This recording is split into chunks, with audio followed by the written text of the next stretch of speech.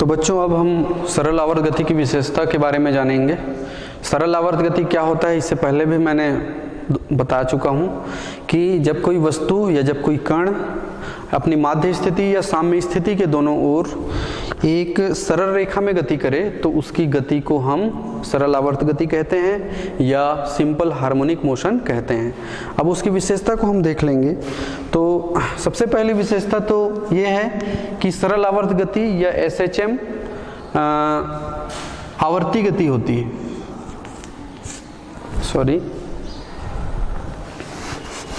यह आवर्ती गति होती है।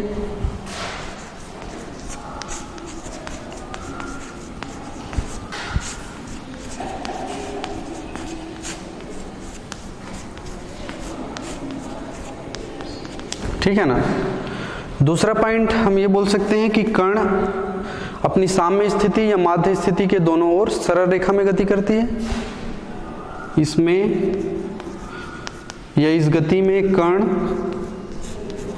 अपनी माध्य स्थिति या साम्य स्थिति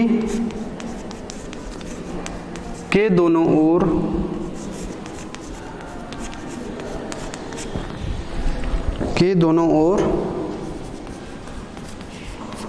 सरल रेखा में गति करती है। सरल रेखा में गति करती है।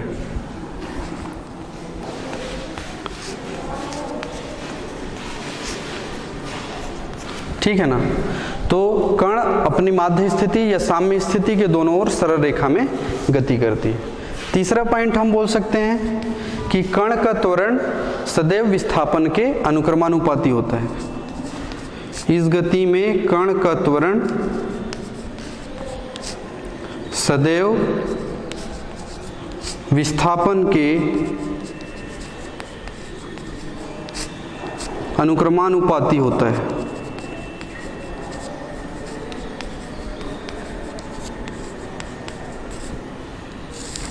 ठीक है।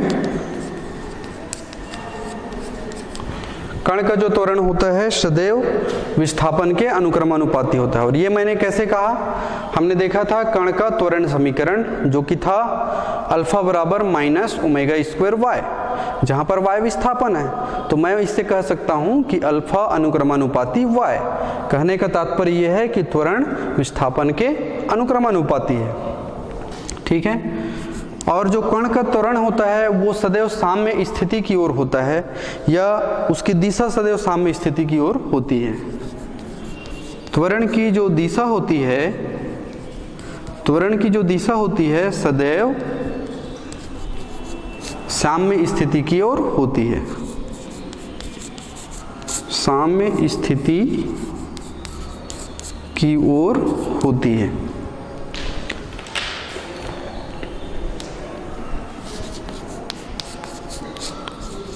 और होती है। ठीक है। तो इस तरह से सरल आवर्त गति की इतनी विशेषताएं हैं कि यह आवर्ती गति होती है। कण या वस्तु साम्य स्थिति के दोनों ओर एक सरल रेखा में गति करता है और सरल आवर्त गति करते हुए कण का त्वरण सदैव विस्थापन के अनुक्रमानुपाती होता है ना। और त्वरण की दिशा सदैव साम्य स्थिति की ओर होती है। अब हम देखेंगे कण की गतिज ऊर्जा, जो कि कण चूंकि सरल आवर्त गति कर रहा है तो उसमें गतिज ऊर्जा भी होगा, स्थितिज ऊर्जा भी होगा, और दोनों को मिला देंगे तो कुल ऊर्जा भी हम उससे निकाल सकते हैं। तो चलिए देखते हैं।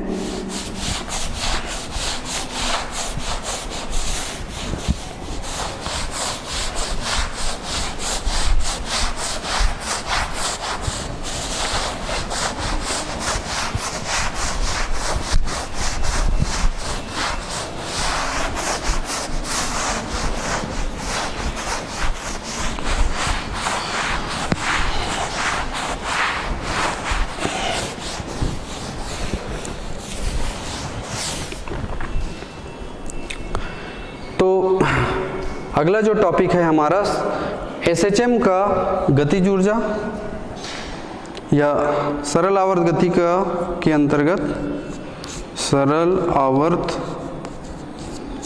गति में गतिज ऊर्जा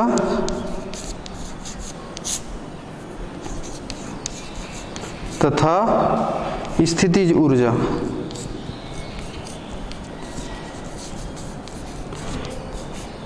और इन दोनों को हम निकाल लें तो वो हो जाएगी कुल ऊर्जा। हम देखते हैं कि सरल आवर्त गति करता हुआ जो कण है या जो वस्तु है अपने माध्य स्थिति की ओर माध्य स्थिति के दोनों ओर गति करता है, तो चूंकि कण गतिमान होता है तो उसमें गतिज ऊर्जा तो होगी ही, ठीक है। लेकिन इसी समय कण पर प्रत्यानयन बल भी लगता है। जो कण सरल आवर्त गति कर रहा है तो उस पर प्रत्यानयन बल भी लगता है, जिसकी दिशा साम्य स्थिति की ओर होती है। और इसी साम्य स्थिति के अंतर्गत जब विस्थापन होता है वो उसमें प्रत्यानयन बल के विरुद्ध सदैव ही कार्य करना पड़ता है, और यही कार्य उस कण में स्थितिज ऊर्जा के रूप में संचित हो जाता है। तो मैं कह सकता हूं कि कण में गतिज ऊर्जा भी होता है और कण में स्थितिज ऊर्जा भी होता है, और लेकिन कौन से कण में? उस कण में जो सरल आवर्त गति कर रहा है या सिंपल हार्मोनिक मोशन कर रहा है। तो सबसे पहले देखेंगे गतिज ऊर्जा को कैसे निकाल सकते हैं हम।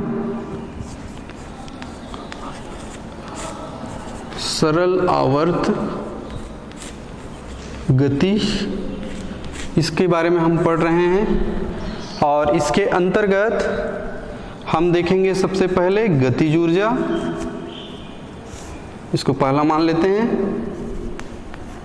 चूंकि कण गतिमान स्थिति में होता है और हम जानते हैं किसी भी गतिमान स्थिति में जो वस्तु या कण होता है उसमें गतिज ऊर्जा आ जाती है, तो सरल आवर्त गति करते हुए कण में भी गतिज ऊर्जा आती है।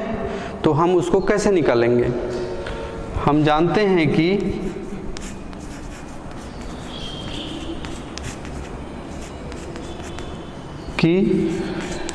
सरल आवर्त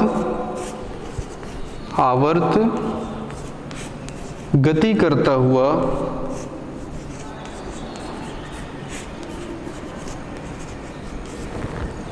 कण का वेग क्या होती है? ये होता है v बराबर ओमेगा a का वर्ग माइनस y का वर्ग का वर्गमूल। a का वर्ग माइनस y के वर्ग का वर्गमूल होता है अपने पास। तो हमको गतिज ऊर्जा निकालना है, इसलिए कण की गतिज ऊर्जा, तो कण की गतिज ऊर्जा हो जाएगी, गतिज ऊर्जा को हम कहते हैं काइनेटिक एनर्जी।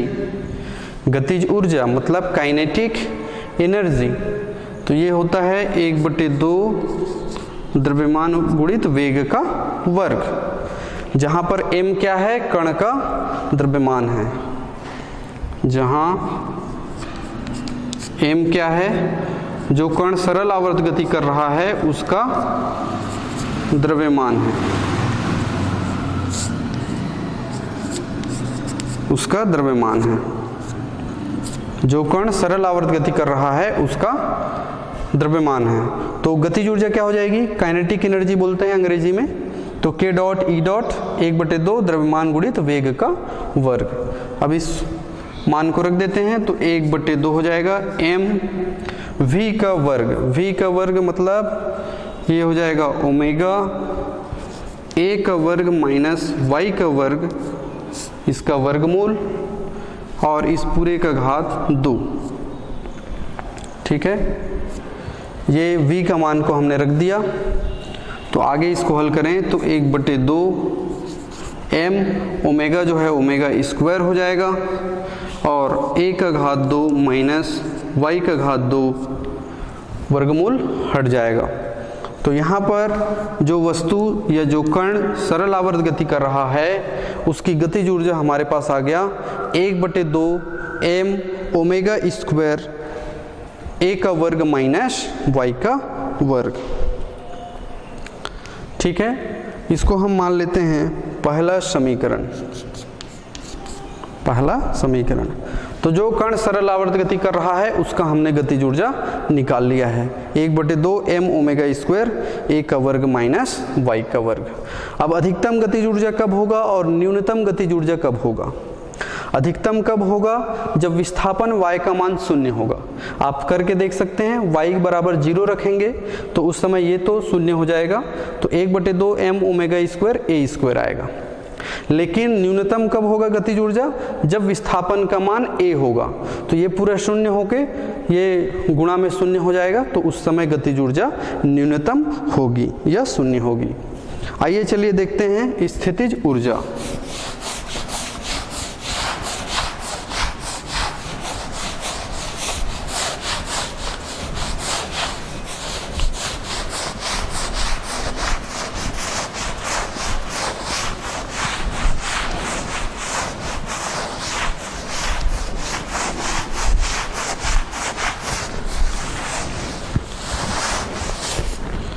स्थितिज ऊर्जा, उसको दूसरा मान लेते हैं।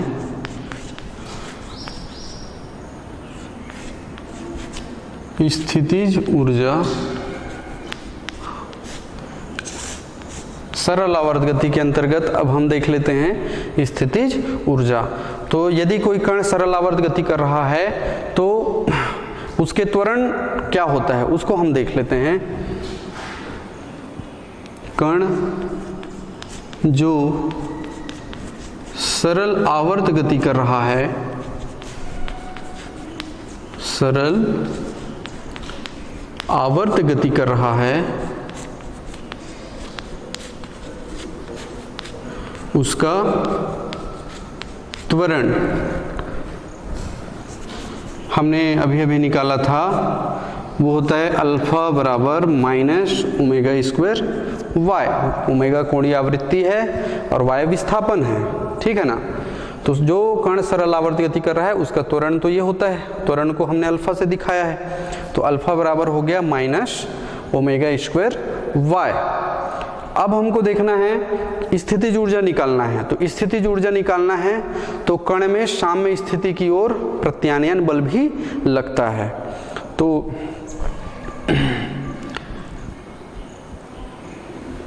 कण में साम्य स्थिति की ओर चूंकि कर लेते हैं, साम्य स्थिति की ओर कौन सा बल लगता है? प्रत्यानयन बल लगता है। प्रत्यानयन बल लगता है,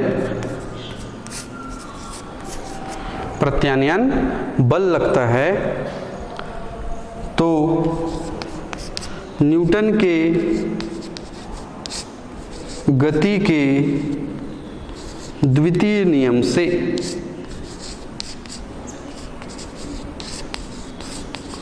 न्यूटन के गति के द्वितीय नियम से न्यूटन के गति के द्वितीय नियम से हम जानते हैं कि बल बराबर क्या होता है?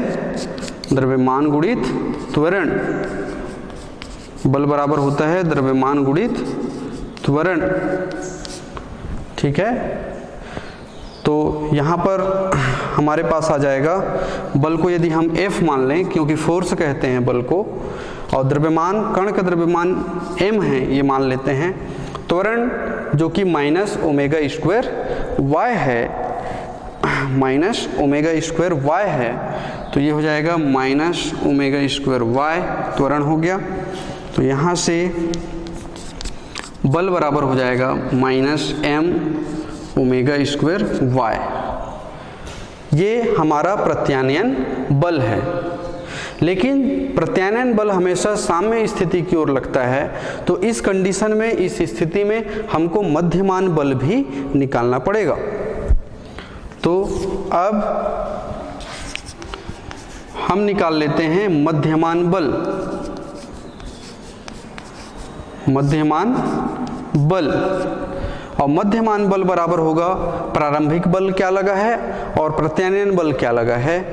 चूंकि प्रत्यानयन बल विपरीत दिशा में लगता है तो पहले शून्य लेंगे, फिर प्लस हो जाएगा, इसको हम माइनस, चूंकि विपरीत दिशा में लग रहा है तो m ओमेगा स्क्वायर y को ही हम ले सकते हैं m ओमेगा स्क्वायर y पूरे का बटा हो जाएगा 2, तो ये बराबर हो जाएगा m ओमेगा स्क्वायर y पूरे का बटा 2, m ओमेगा स्क्वायर y पूरे का बटा 2।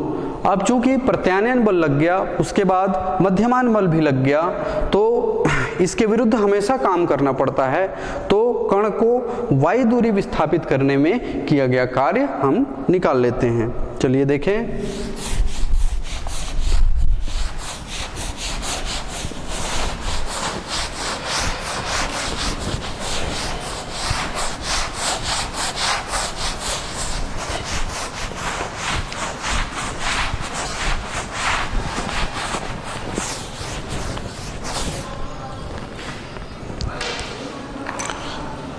अतः कण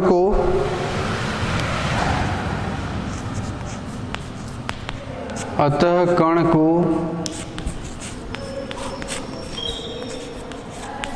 y दूरी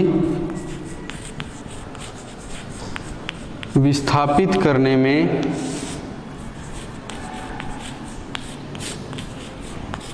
किया कार्य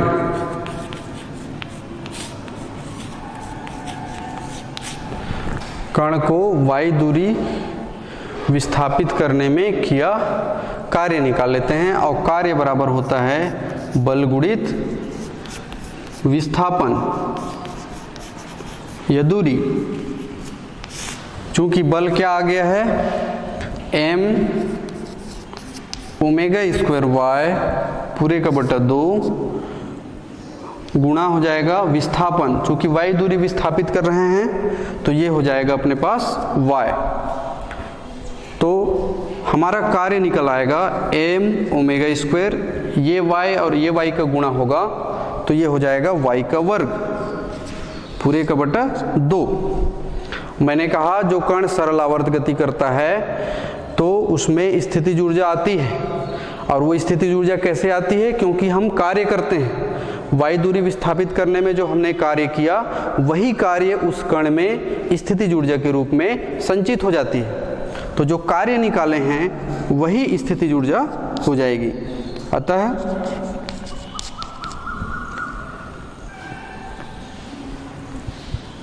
कण की स्थितिज ऊर्जा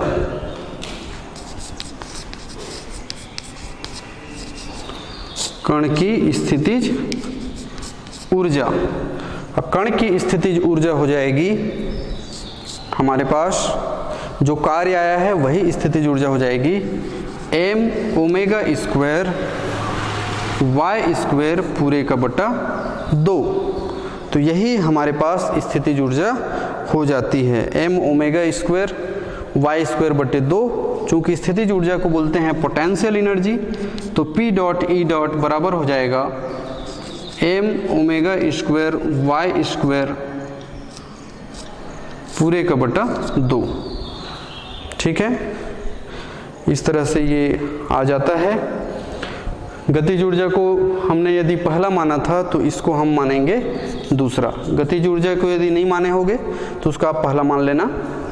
तो स्थितिज ऊर्जा हो जाएगी, पोटेंशियल एनर्जी हो जाएगी m omega square y square बटे 2, ये दूसरा समीकरण। इसके बाद हम देखेंगे संपूर्ण ऊर्जा। संपूर्ण ऊर्जा निकाल लेते हैं।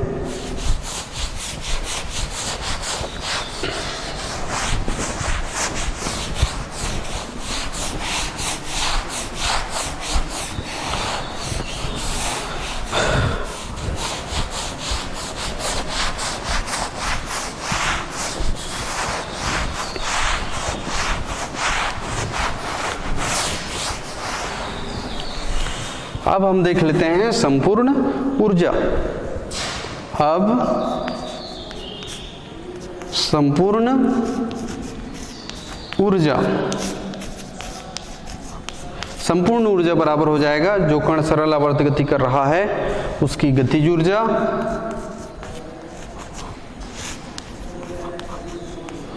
प्लस स्थितिज ऊर्जा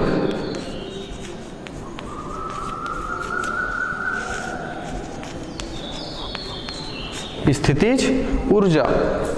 तो अपने पास हो जाएगा गतिज ऊर्जा कितना आया था, आप लोग समीकरण पहला से जब देखेंगे तो वो आया था 1/2 m ओमेगा स्क्वायर आया था, ये a square minus y square.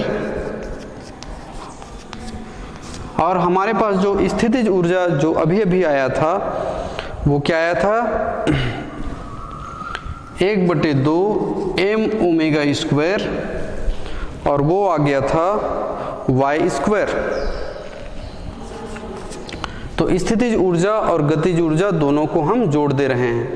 जो गतिज ऊर्जा हमने निकाला वो था 1/2 m omega square a square minus y square, और जो स्थितिज ऊर्जा आई 1/2 m omega square y square. तो इसको हल करें आगे, तो 1/2 m ओमेगा स्क्वायर a का वर्ग माइनस 1/2 m ओमेगा वर्ग y का वर्ग प्लस 1/2 m ओमेगा वर्ग y का वर्ग। तो 1/2 m omega square a square minus 1/2 m omega square y का वर्ग plus 1/2 m omega square y का वर्ग। तो ये आप देख रहे हैं चिन्ह अलग अलग हैं तो कट जाएंगे क्योंकि समान है ये, ठीक है। तो हमारे पास टोटल एनर्जी या संपूर्ण ऊर्जा का सूत्र आ जाएगा 1/2 m ओमेगा वर्ग a का वर्ग।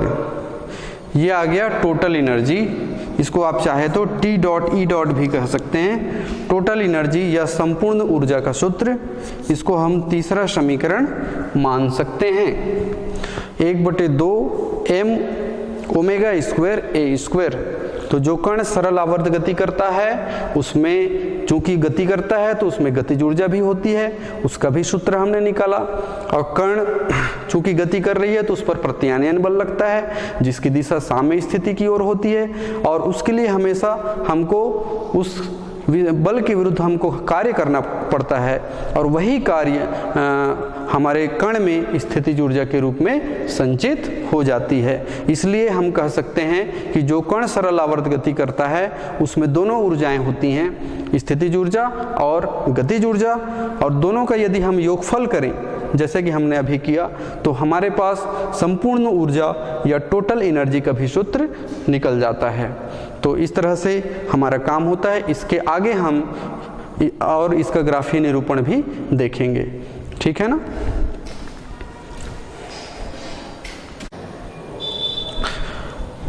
तो बच्चों हमने जो सरल आवर्त गति करती हुई कण का जो स्थितिज ऊर्जा निकाला, गतिज ऊर्जा निकाला, फिर हमने संपूर्ण ऊर्जा निकाला।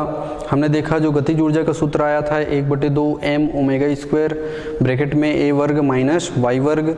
स्थितिज ऊर्जा यानी कि पोटेंशियल एनर्जी का सूत्र आया 1/2 m omega square y square, और कुल ऊर्जा जो टोटल एनर्जी है उसका सूत्र आया 1/2 m omega square a square.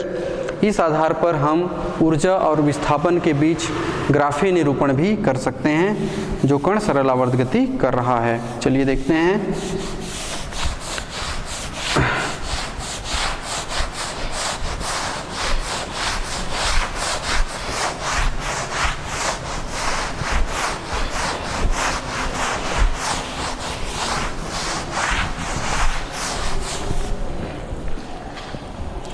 चूंकि कुल ऊर्जा का सूत्र आया था कैपिटल E बराबर 1/2 m omega square a square. ये कुल ऊर्जा का सूत्र आया था 1/2 m omega square a square. हम इस कुल ऊर्जा के समीकरण से ये कह सकते हैं कि जो सरल आवर्त गति कर रहा है कण उसकी कुल ऊर्जा वस्तु के विस्थापन पर निर्भर नहीं करती।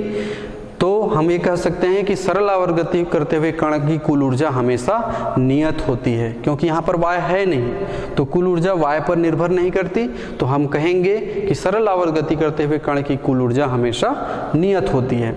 अब इस समीकरण में जिसको हमने शायद तीसरा माना था, तीसरा समीकरण हमने जो माना था, या इस तीसरे समीकरण जो कुल ऊर्जा का सूत्र है, इसमें हम जानते हैं कि चूंकि जो ओमेगा और न्यू के बीच का संबंध है 2 पाई न्यू होता है, न्यू आवृत्ति है और ओमेगा कोणीय आवृत्ति है, इस मान को यदि हम उसमें रख दें तो इसलिए E बराबर हो जाएगा 1/2 m, ओमेगा मतलब हो जाएगा 2 पाई न्यू पूरे का घात 2,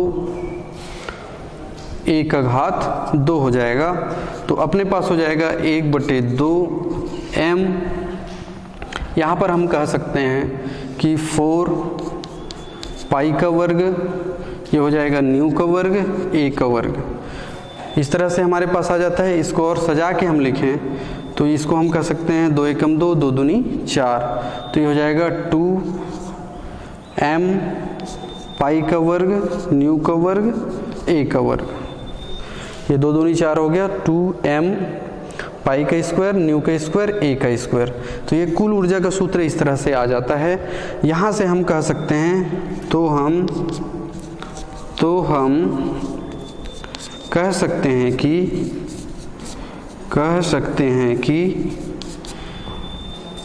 जो कुल ऊर्जा है वो अनुक्रमानुपाती है आवृत्ति के वर्ग के, तथा हम आगे भी कह सकते हैं कि जो कुल ऊर्जा है वो आयाम के वर्ग के भी अनुक्रमानुपाती होता है। तो इन दोनों से हम, इस समीकरण से हम 2 चीज़ निकाल सकते हैं कि जो कण सरल आवर्त गति कर रहा है उसकी कुल ऊर्जा या संपूर्ण ऊर्जा आवृत्ति के वर्ग के अनुक्रमानुपाती होता है तथा आयाम के वर्ग के भी अनुक्रमानुपाती होता है। अब हम देखेंगे कि जो कण सरल आवर्त गति कर रहा है उसके ऊर्जा और विस्थापन के बीच क्या संबंध होता है और उसको ग्राफीय रूप से हम कैसे निरूपित कर सकते हैं। चलिएगा देखिएगा कि हम उसको कैसे बता सकते हैं।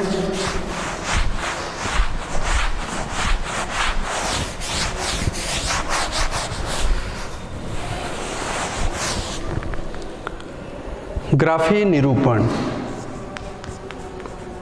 ग्राफीय निरूपण,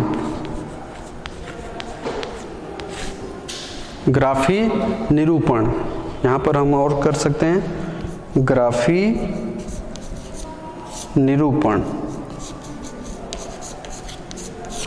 जो कि विस्थापन और ऊर्जा के बीच खींचा जाएगा। तो हम सबसे पहले देख लेते हैं, पहली स्थिति देख लेते हैं, यदि y बराबर 0 हो तो चूंकि जो हमारी जो काइनेटिक एनर्जी होती है, जो गतिज ऊर्जा होती है, 1/2 m omega square a square minus y square होता है। यदि यहाँ पर y का मान मैं 0 रख दूँ तो अपने पास हो जाएगा 1/2 m ओमेगा स्क्वायर a का वर्ग माइनस 0 का वर्ग हो जाएगा। y का मान हमने 0 कर दिया है तो हमारी काइनेटिक एनर्जी आ जाएगी 1/2 m ओमेगा स्क्वायर a का स्क्वायर।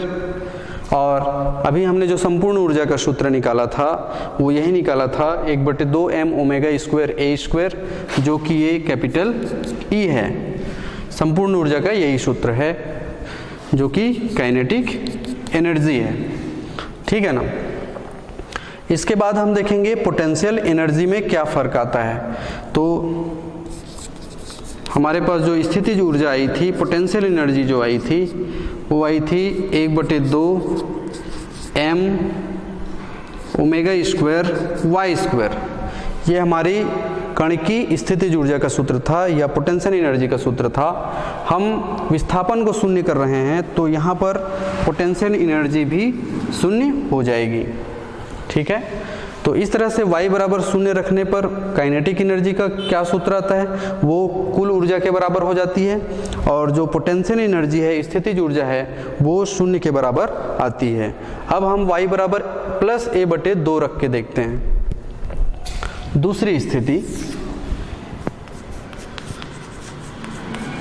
स्थिति सेकंड हम देख लेते हैं।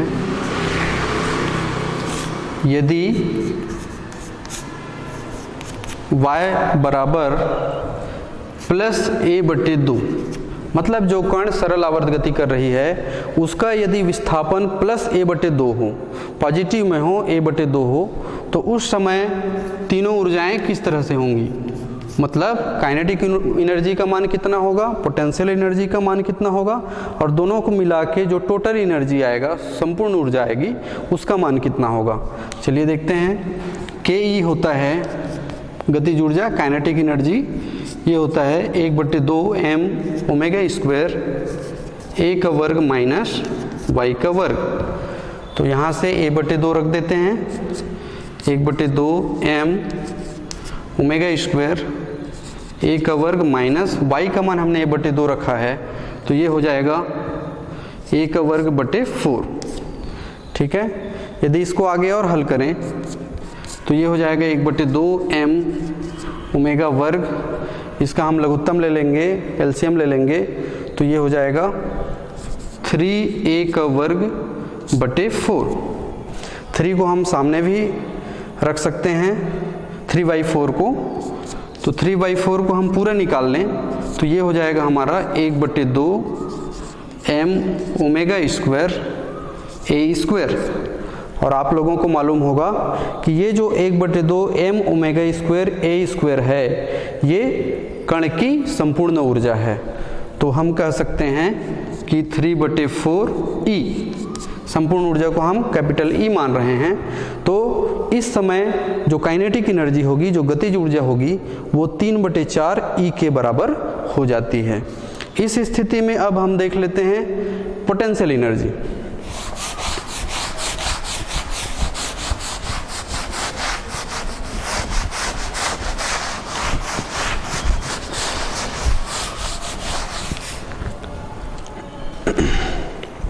अब हम देख लेते हैं पोटेंशियल एनर्जी। तो P डॉट E डॉट जो कि स्थितिज ऊर्जा है 1/2 m omega square y square, ये होता है सूत्र। y का मान चूंकि हमने दूसरी स्थिति में माना है a/2, तो उसको रख दें तो ये हो जाएगा m ओमेगा स्क्वायर, a/2 रख देते हैं, a का वर्ग हो जाएगा, सॉरी a/2 पूरा रख देते हैं, a/2 पूरे का घात 2, तो ये हो जाएगी 1/2 m ओमेगा स्क्वायर a का वर्ग बटे 4। ठीक है, तो अब हम यहाँ से मान सकते हैं कि P डॉट E डॉट क्या आएगा। P डॉट E डॉट आ जाएगा 1/2 m omega square a square, तो E होता है, तो E/4 हम कह सकते हैं, तो E/, ये हो जाएगा 4। तो इस तरह से हमने दूसरी स्थिति भी निकाल ली। जब y का मान प्लस a/2 हो तो उस समय गतिज ऊर्जा का सूत्र क्या होगा और पोटेंशियल एनर्जी या स्थितिज ऊर्जा का सूत्र क्या होगा। अब हम तीसरी स्थिति देख लेते हैं जिसमें y का मान प्लस a रखेंगे।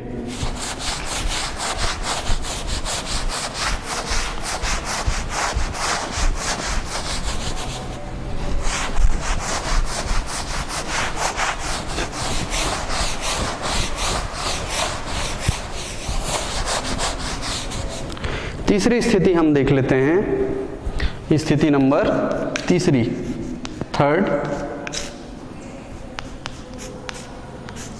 तीसरी स्थिति में हम ये मान के चल रहे हैं कि जो कण सरल आवर्त गति कर रहा है उसका जो विस्थापन है वो प्लस a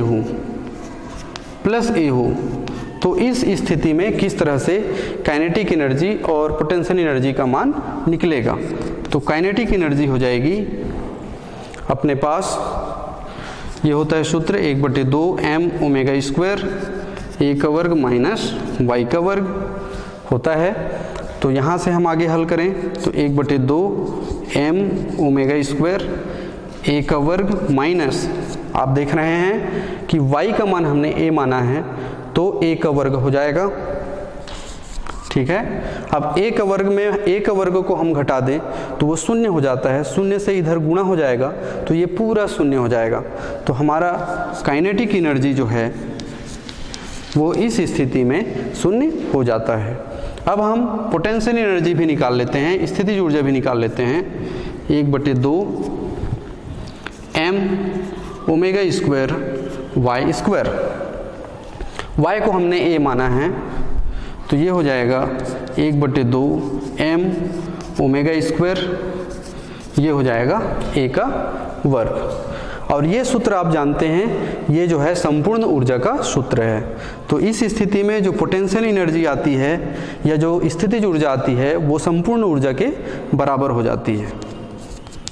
ठीक है, तो इस तरह से हमने तीसरी स्थिति भी देख लिया है। अब एक और स्थिति हम देखेंगे जिसमें हम उसको -a/2 के बराबर रखेंगे, चौथी स्थिति।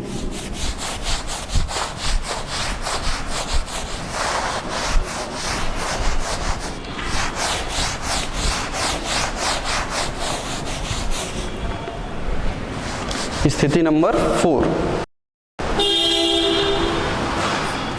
स्थिति नंबर 4 जो चौथी स्थिति होगी, यदि y बराबर -a/2 हो तो, y बराबर -a/2 हो तो जो काइनेटिक एनर्जी हो जाएगी 1/2 m ओमेगा स्क्वायर a का वर्ग माइनस y का वर्ग। इसको हल करें हम तो 1/2 m ओमेगा का वर्ग a का वर्ग माइनस y का मान हमने -a/2 रखेंगे तो ये हो जाएगा a का वर्ग बटे 4।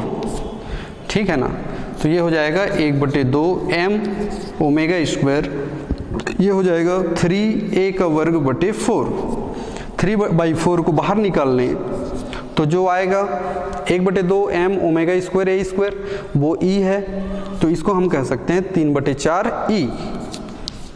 तो इस कंडीशन में जो काइनेटिक एनर्जी आती है 3/4 e। अब देख लेते हैं पोटेंशियल एनर्जी, स्थितिज ऊर्जा m omega square y square, तो 1/2 m omega square 1/2 m omega square y square का मान हो जाएगा a स्क्वायर बाई 4 या बटे 4। ठीक है, यहाँ से हम ये तो 1/2 m omega square a square e है तो e बटे 4 हो जाएगा। तो ये एकमात्र स्थिति है जिसमें दोनों के मान समान आ रहे हैं, सॉरी अलग अलग हैं, e बटे 4 आ रहा है। तो इस तरह से हमने देखा कि किस तरह से ये मान आते हैं। स्थिति 4 तक हमने देख लिया, स्थिति 5 भी देख सकते हैं, स्थिति 5 भी देख सकते हैं। यदि y का मान -a हो तो, y का मान -a हो तो क्या हो जाएगा, तो काइनेटिक एनर्जी क्या हो जाएगी, -a होगा तो ये हो जाएगा आपका, ये शून्य हो जाएगा। और पोटेंशियल एनर्जी क्या हो जाएगी, पोटेंशियल एनर्जी हो जाएगी E के बराबर। पोटेंशियल एनर्जी क्या हो जाएगी, E के बराबर हो जाएगी। तो इस तरह से हम विभिन्न स्थितियों में काइनेटिक एनर्जी और पोटेंशियल एनर्जी का जो मान हमने निकाला है, इन मानों के बीच यदि ऊर्जा और विस्थापन के बीच ग्राफ खींचा जाए तो वो किस तरह से होगा, ये अब देखेंगे।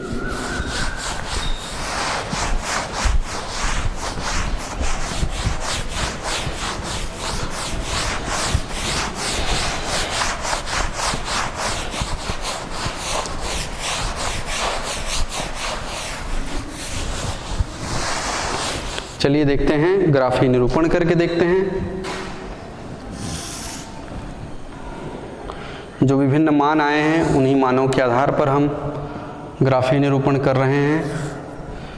इधर y अक्ष है, इधर हमारा x अक्ष है ना। अब जो मान आए हैं उन्हीं मानों के आधार पर हमको ग्राफ खींचना है। ये काइनेटिक एनर्जी है और पोटेंशियल एनर्जी हो जाएगी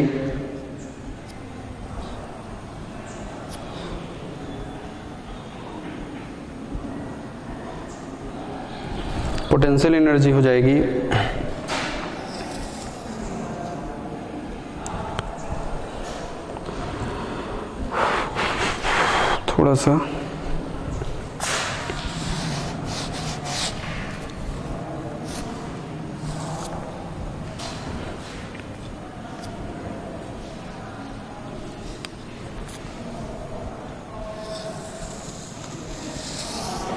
ये इस तरह से इसको हम पोटेंशियल एनर्जी बोल देते हैं, P डॉट E डॉट बोल देते हैं, और ऊर्जा को हम इस दिशा में दिखा देते हैं,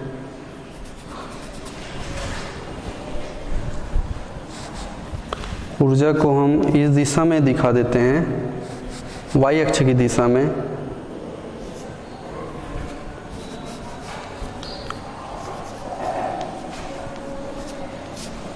ये हमने y को, ऊर्जा को इस दिशा में दिखा दिया। यहाँ पर E टोटल एनर्जी आएगी के E डॉट, क्योंकि दोनों मिल रहे हैं, plus P dot E dot जो कि एक नियतांक के बराबर आएगा। यहाँ पर 4 स्थितियाँ जो आई हैं उसको हम देख लेते हैं। 3E/4, उसके बाद आया है E/2, उसके बाद आया है E/4, E/2 E/4, और ये जो है ये शून्य है, ये हमारे पास प्लस A/2, ये प्लस A, ये माइनस A/2 और ये A इस तरह से आए हैं। और हम x अक्ष में हम विस्थापन को ले लेते हैं, x अक्ष में हम विस्थापन को ले लेते हैं, तो ये हो जाता है इस तरह से। तो इस तरह से जो कण सरल आवर्त गति कर रहा है, यदि हमने उसके ऊर्जा जो कि स्थितिज ऊर्जा और गतिज ऊर्जा के बीच जो ग्राफ है, ऊर्जा और विस्थापन के बीच जो ग्राफ है वो इस तरह से आ जाता है। तो ये हमारा चित्र हो गया सरल आवर्त गति में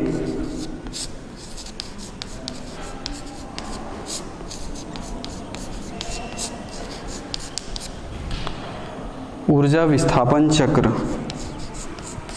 ऊर्जा विस्थापन चक्र, ऊर्जा विस्थापन चक्र या ग्राफ बोल सकते हैं, ग्राफ बोलेंगे, ऊर्जा विस्थापन ग्राफ। तो इस तरह से ऊर्जा और विस्थापन के बीच हमारा ग्राफ आता है। ठीक है, तो हमने आज बच्चों बहुत सारी चीज़ें देखी कि सरल आवर्त गति करता हुआ कण का वेग समीकरण हमने निकाला, उनकी 2 स्थितियां देखी, फिर त्वरण समीकरण निकाला, उनकी स्थितियां देखी, फिर हमने जो कण सरल आवर्त गति कर रहा है उसकी गतिज ऊर्जा का सूत्र निकाला, स्थितिज ऊर्जा का सूत्र निकाला, फिर संपूर्ण ऊर्जा का भी सूत्र हमने निकाला, और अंत में उसका विभिन्न मानों को लेकर हमने ग्राफीय निरूपण करके भी देखा। जो ग्राफ ऊर्जा और विस्थापन के बीच का ग्राफ है, हमने विस्थापन को x अक्ष में लिया हुआ है और ऊर्जा को y अक्ष की दिशा में लिया हुआ है, तो हमारा जो ग्राफ है वो इस तरह से आता है। बहुत बहुत धन्यवाद।